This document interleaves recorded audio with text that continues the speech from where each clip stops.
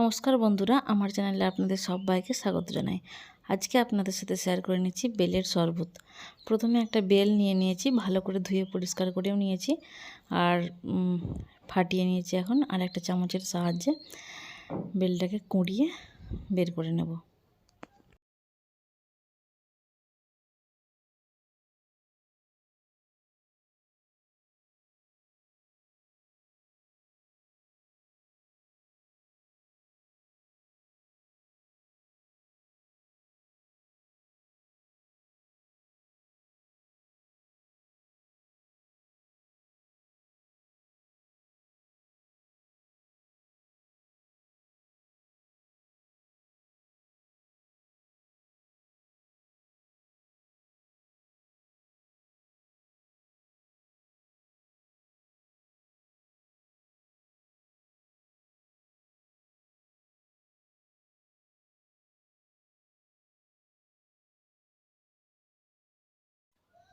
চামচের সাহায্যে ভালো করে বেলটাকে বের করে নিয়েছি, বেলের শাঁস যেটাকে বলা হয়। তো এরপর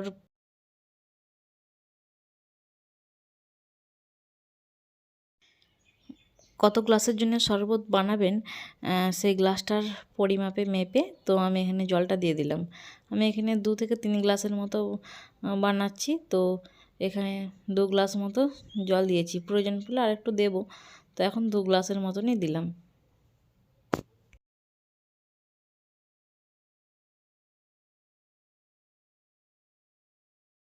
জল ঢেলে হাতের সাহায্যে ভালো করে মেখে নিচ্ছি।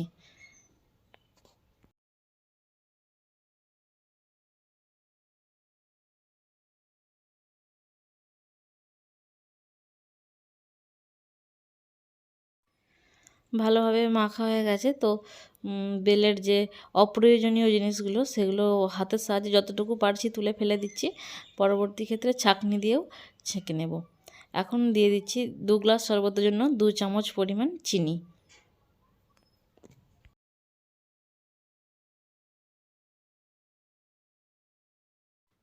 মিষ্টিটা আপনারা যেরকম খেতে চাইবেন সেরকম মতনই দেবেন।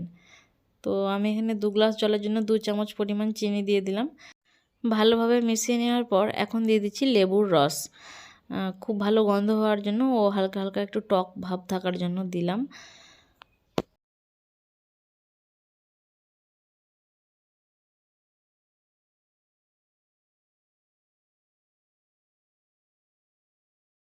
কাগজির রস ভালোভাবে মিশিয়ে নেওয়ার পর এখন দিয়ে দিলাম পরিমাণ মতো বিট লবণ, দিয়ে আবারও ভালোভাবে মিশিয়ে নিলাম।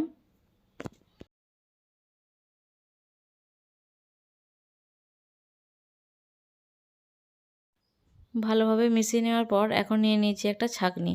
ছাঁকনির মধ্যে বেলের শরবতটা দিয়ে দিলাম, দিয়ে ভালোভাবে ছেঁকে নেব।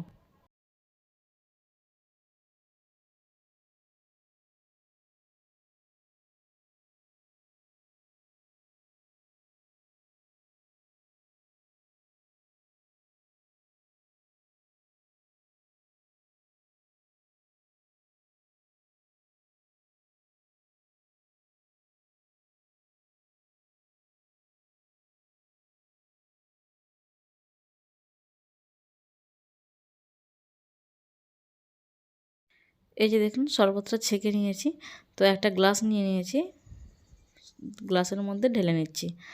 আর একটু ঠান্ডা ঠান্ডা খাওয়ার জন্য দিয়ে দিলাম 2 টুকরো বরফ কুচি। চাইলে আপনারা বরফ দিতেও পারেন, নাও পারেন, বা কিছুক্ষণের জন্য ফ্রিজে রেখে খেতে পারেন। খেতে খুব সুন্দর হয়। চাইলে আপনারা বাড়িতে বানিয়ে খেতে পারেন। তো ভিডিও এখানেই শেষ করছি। আপনারা সবাই ভালো থাকবেন। আমার ভিডিও কেমন লেগেছে তা অবশ্যই কমেন্টে জানাবেন। যদি ভালো লাগে তাহলে একটা লাইক করতে পারেন। আমার বোনই বেলের শরবতটা খেয়ে দেখাচ্ছিল, নিজেই বলছিল খুব সুন্দর হয়েছে। আর দেখা হচ্ছে খুব শীঘ্রই পরবর্তী একটি নতুন ভিডিও নিয়ে।